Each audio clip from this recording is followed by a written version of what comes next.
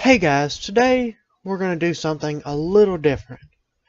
As you know, Fallout 76 was a very big release for the company Bethesda, and was a very large hope for the series and hope for any mistakes made in the other Fallout games would be fixed. And also, it's been covered with a lot of controversy, due with everything from no human NPCs, multiplayer only, things like that. Definitely made the development of the game and thoughts on the game very varied. So, today we're going to start discussing everything that happened and what I think went wrong with the game, and how it could fix it, and what they did right. Because I'm not going to just bash a company like them. That I have a lot of respect for Bethesda. I love Fallout 4 and back. I love Skyrim. I love all these games and just think that they're a great developer. I just think they made a hiccup, and I don't want to ever punish somebody for making a mistake, because I've made a lot of mistakes too.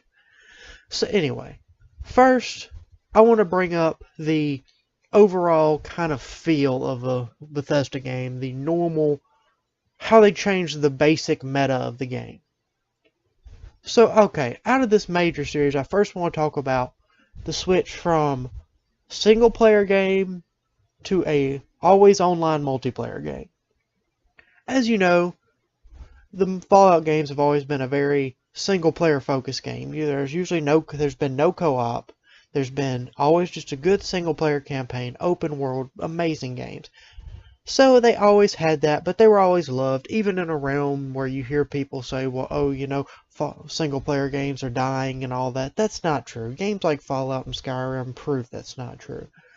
But we do see that they tried to go for the multiplayer focus, and I see where they were coming from, because we have, a lot of us as gamers have asked for things like co-op and stuff like that definitely make us feel like we have more ability to share with our friends what we've done. We don't have to just make a video about it and then put up to YouTube and they have to watch it. We can bring them into this world to show them with us. So I can see where they went from multiplayer when we had asked for co-op, but I feel like if they'd have given us a co-op but very strong single player story, that would have been okay. We wouldn't have been hurt by that. So that's where I feel like I can see where they came from, but I feel like they did mess up by making a full always online multiplayer game. Now, let's talk about the storytelling.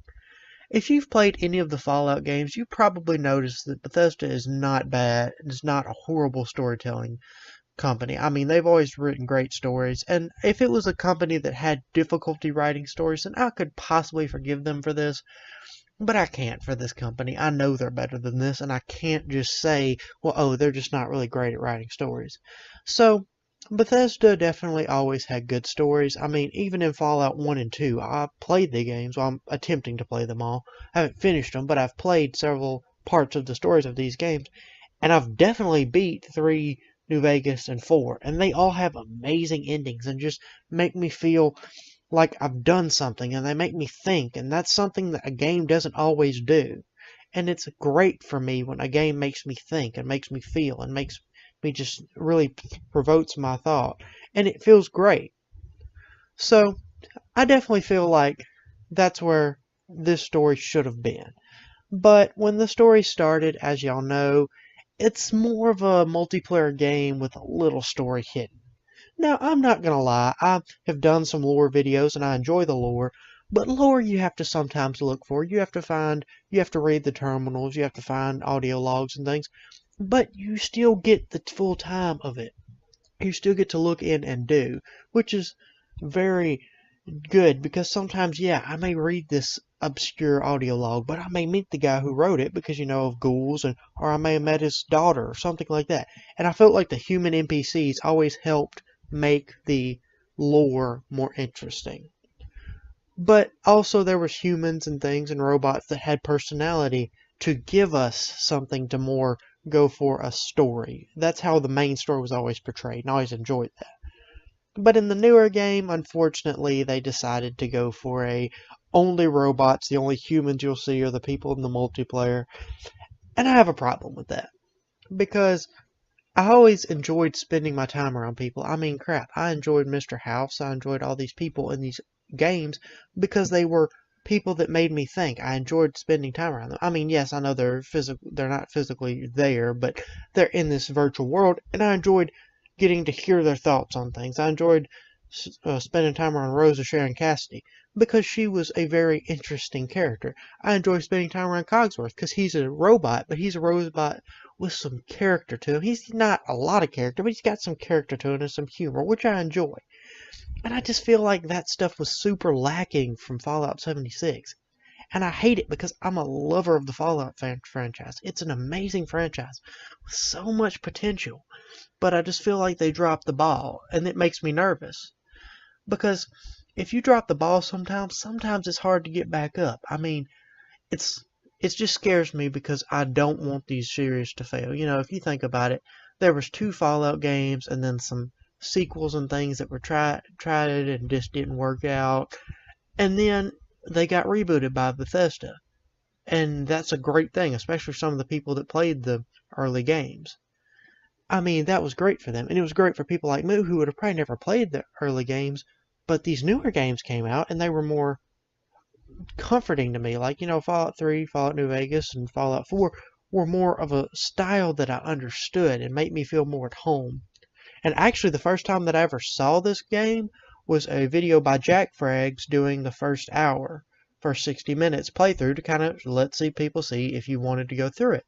And so that definitely got me hooked because I'd only looked at Fallout 4.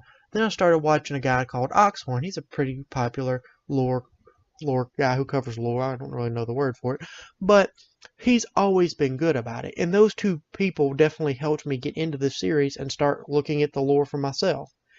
And I mean, I made content for this channel and I intend to start back on doing it. But they just really messed up with the story by not putting in human NPCs and making a story. If we want to find a story, we have to read these audio logs and do, which I don't mind as much as me personally, but I also know that there are certain people who aren't going to want to take time to read audio logs and do. It's just not in a time frame. I mean, a lot of these people play these games for fun, and it's just easier to find the story when it's a lot closer to you, and it's made by people that you don't have to add in your own stuff to make it really meaningful. Because if I'm listening to something or reading something that was made by a person who's dead or long gone, I mean, I'm sorry, but I'm not going to feel as much as I would, like, if I'm going to read about, oh, this woman, you know, we starved, and then I was the only one alive, my wife died, and then all this. It would be more from a ghoul that had lived and been war-torn, and, you know, lost his family, and it changed him, and it did. And that's more meaningful than just a little story I read on a holotape. And the other one both of them have meaning, but one of them just doesn't have as much meaning. And so it hurts me on that point. But I feel like that was another big failure. And so now let's move on to more of the gameplay mechanics kind of area. And so, as you know, it's a multiplayer game.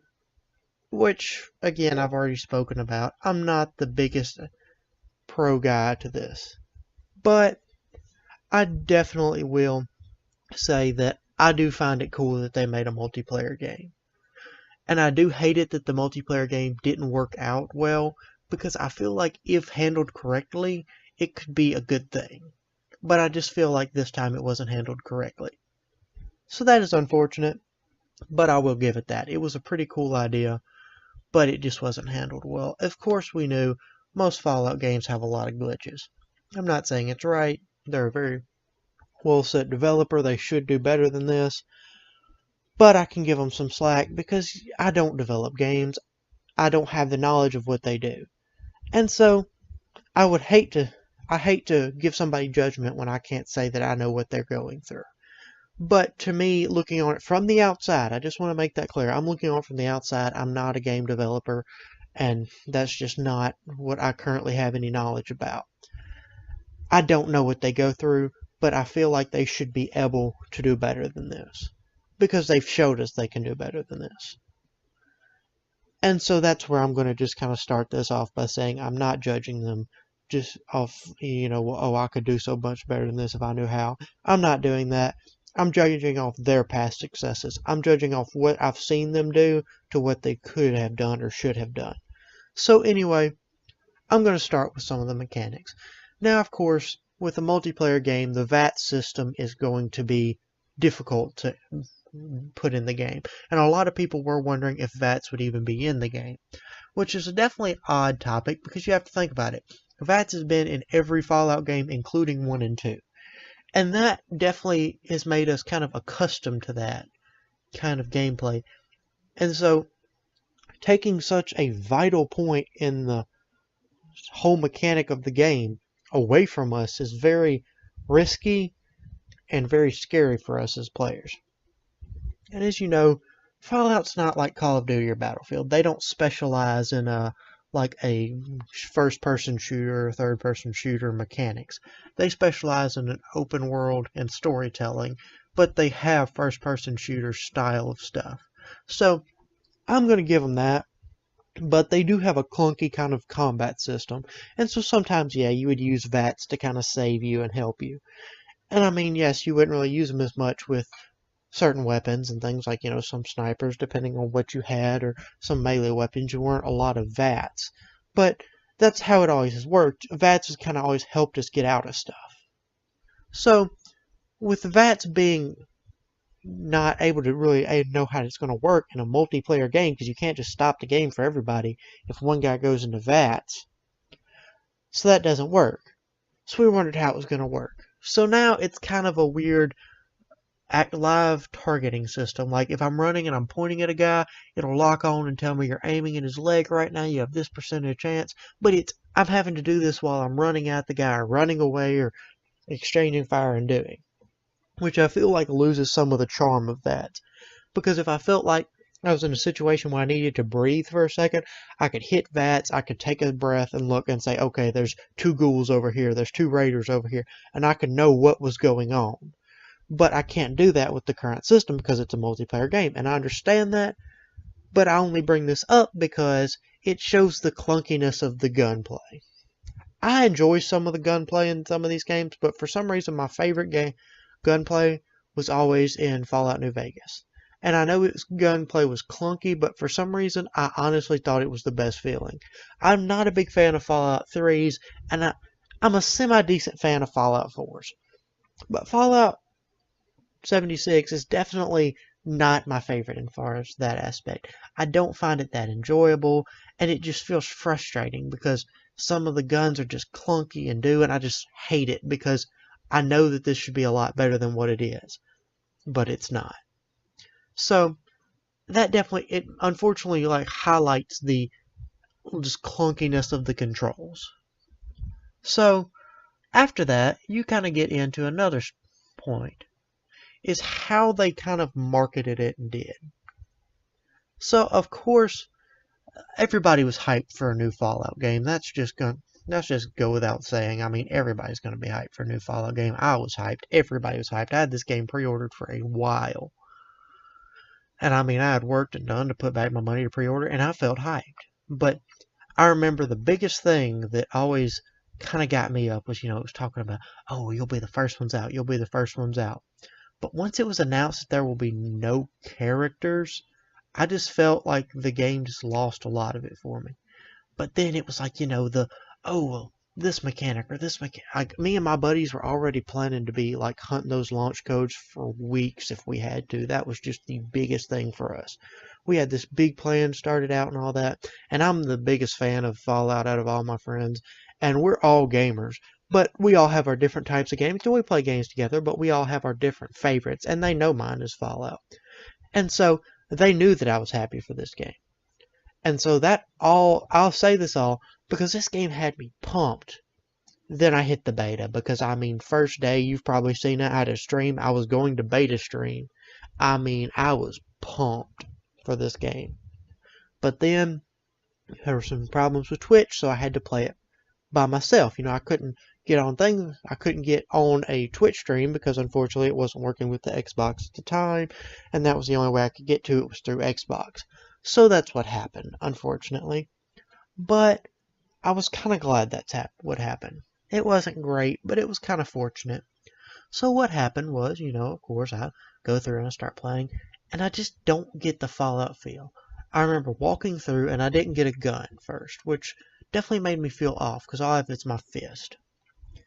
But I was kind of I knew that there was said that there was going to be no human NPCs, but I always felt that back of my mind that said, oh, there'll be a city. Maybe I can get a gun there. Or there'll be a trade post or something that, I'll get something there. Or I can find a weapons cache or something. And I just got out there and I found some of these little bug things. I don't exactly remember their name currently. But I was fighting them, and, they have these lasers, and I'm pulling out a little bolt action pistol. And I mean, I'm just there, pow, fighting.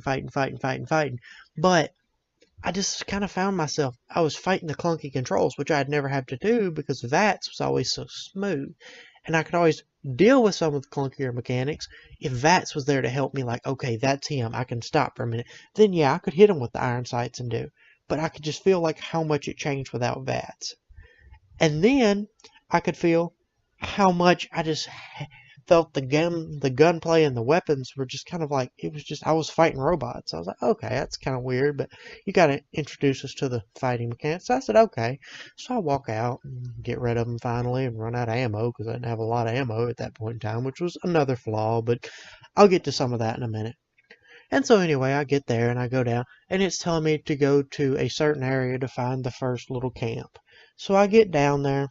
And I noticed that I haven't found much like armor, because if you've played any of the games, you'll find like Raider armor and things, which I was wondering, because unfortunately, I know I've been harping on this, but the no human NPCs does bring upon ramifications like that.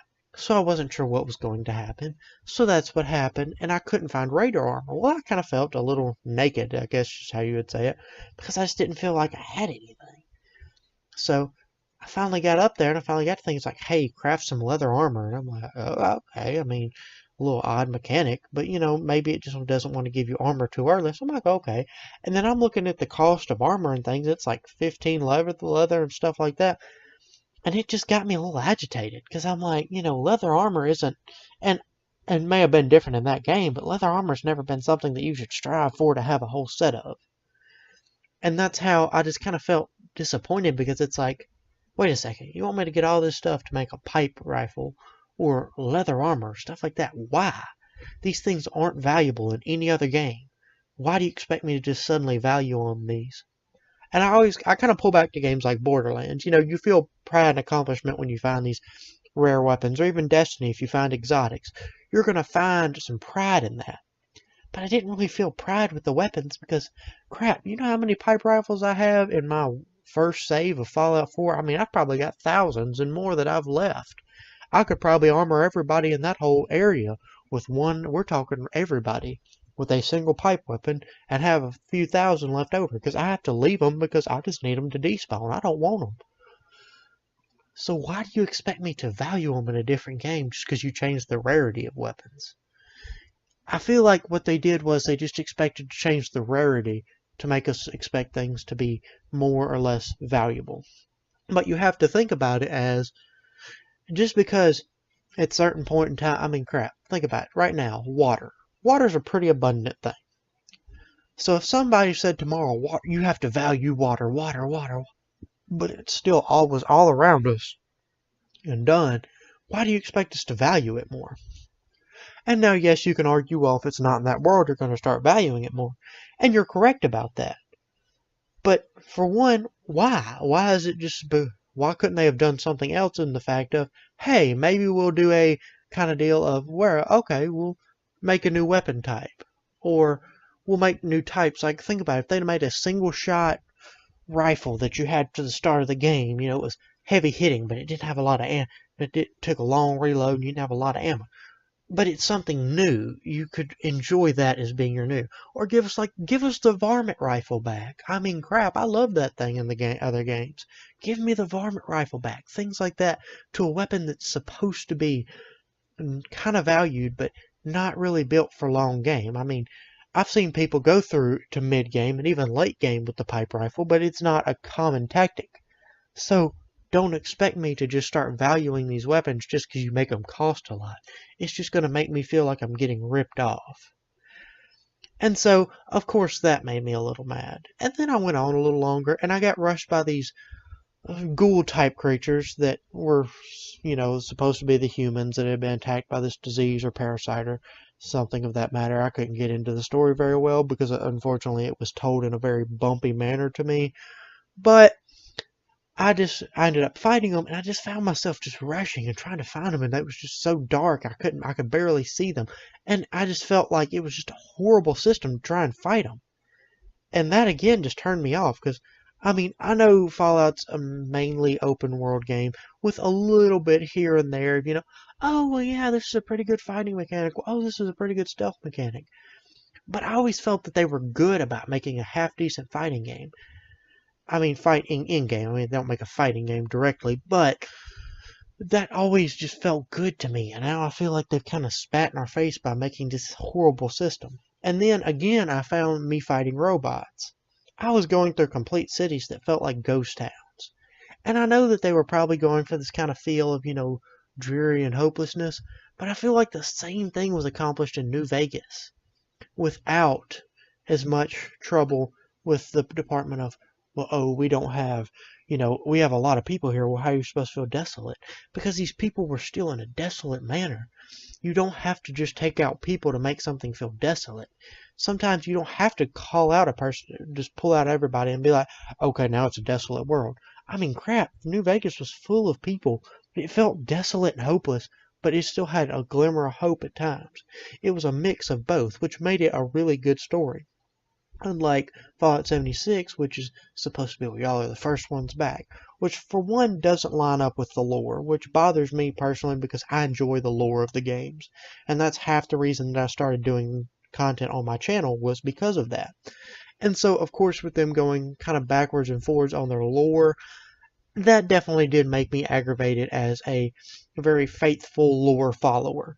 So, that definitely bothered me as far as how they messed with the lore in that area, because we know there were people. I mean, crap, we have accounts of people who lived on the surface. I mean, if there weren't people on the surface, because I can promise you the people from Vault 76 had no way gone out all the way enough that they had repopulated all these areas like New Vegas and over in Washington, D.C. from where they were at. Yes, I know Virginia and Washington, D.C. are close, but you still can't say that that many people created that many people. Now, yes, I know that you can say, well, overbreeding and all doing that. Yes, more people can multiply like rabbits, ironically. But, yeah, I'm not arguing that. I'm not arguing that there's a small possibility that that could work. But I am going to say that that doesn't make sense. Why would they spread out that much? I mean, in a desolate apocalypse, why wouldn't you stick together? Because if you can take one city back and make a place like New Vegas or any of the other ones, I mean, it just makes them good, like Diamond City and stuff like that. Even Megaton, all those were cities, and they were resourceful, and they had built together to be like, okay, now we have a group of people, so I mean, we're more protected in numbers. There's a reason that animals usually go in numbers, because they have more protection.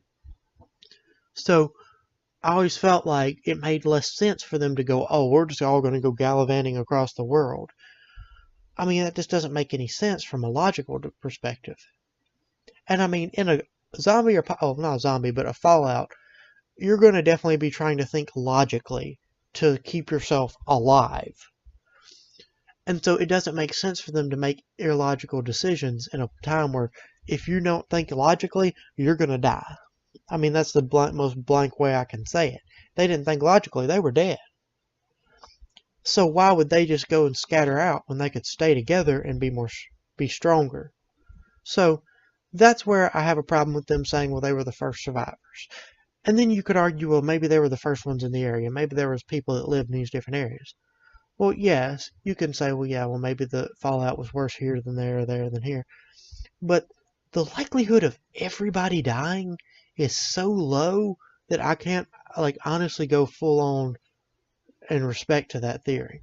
Because even at Hiroshima and Nagasaki, there are people who survived. Now, may have been badly wounded and things like that. There are people who weren't that far away from the blast site who survived. There's a story of a doctor who went out of town one day to go treat a girl. He heard this big boom, came back, and found a guy on the road, completely burned and charred, that he had to help. And now that's a horrible thing that he had to go through, and that definitely was something you would probably never forget.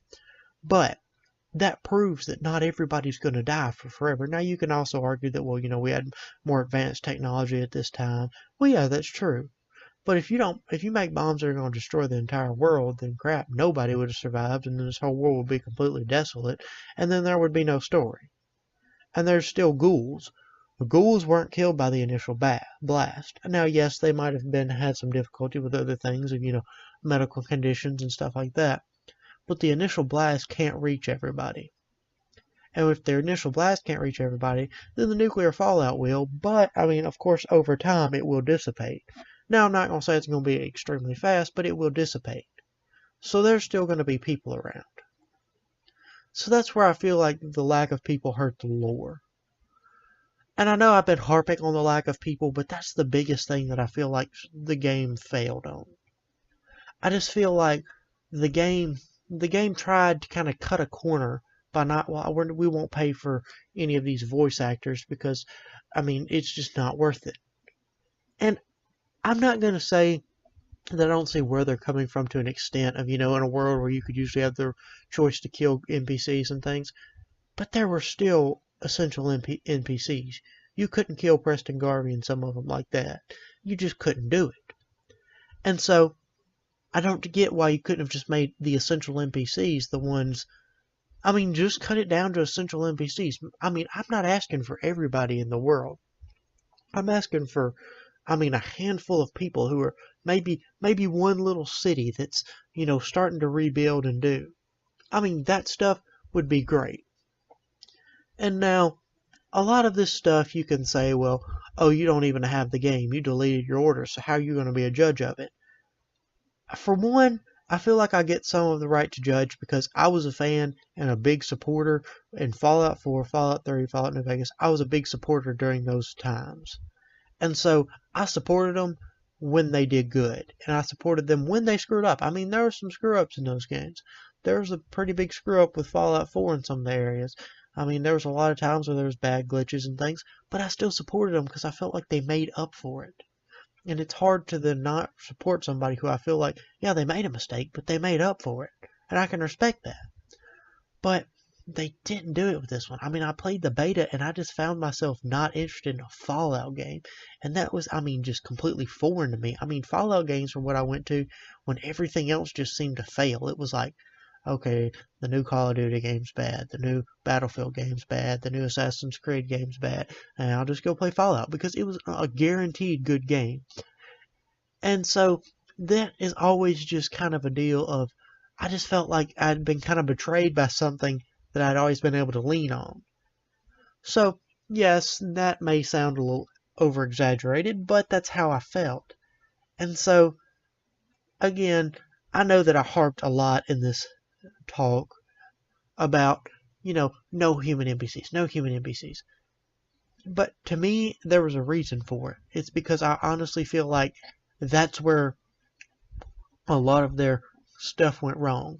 Because you could say, well, there's a lack of content to do if you don't have buddies. Well, think about it. If you had human NPCs, you could talk to them and learn. And think about it. It wouldn't feel so desolate. So, I feel like just adding in human NPCs would very much help. And, it would help with it being desolate and not having a lot of content. So that would definitely help. And another thing that I'm going to add in, because I really want to give Bethesda, if they get to watch this video, I want to give them 2 ideas to maybe help improve. I want to say, for one, add in the human NPCs, and for 2, add in a custom, like a solo server.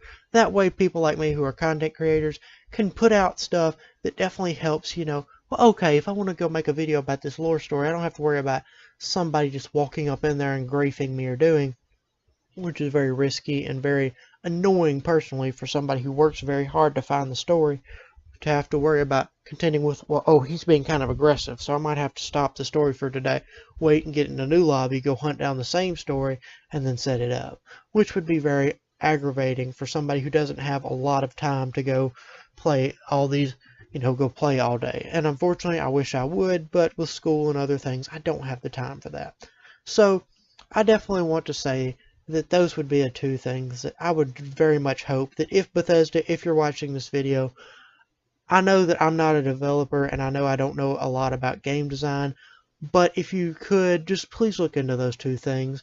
And anybody else that wants to think about, okay, well, maybe I'll talk to them or do, then I would present these ideas if you agree with them. Now, if you don't, then that's your own personal opinion, and I can't change that, and I respect that. But I definitely want to say that, again, I'm just very opinionated on this, but I do want to say that I feel like Fallout 76 mostly failed because of a lack of human NPCs, which kind of killed the story and killed the content and made it feel desolate. And so, you know what? I've said a lot about what I think in this video. So now I want to ask what y'all think. So in the comments, just tell me how y'all feel about the game. Tell me how y'all feel the game should have done, or tell me if you think the game's right. I'm just being very picky about something and I should just enjoy it for what it is. Because that's your opinion, and I can respect your opinion. Just as long as you show it in a respectful way, I can respect your opinion. That's okay to me. So, if y'all have an opinion, just put it down in the comments. Guys, please like and subscribe if you want content like this on the channel.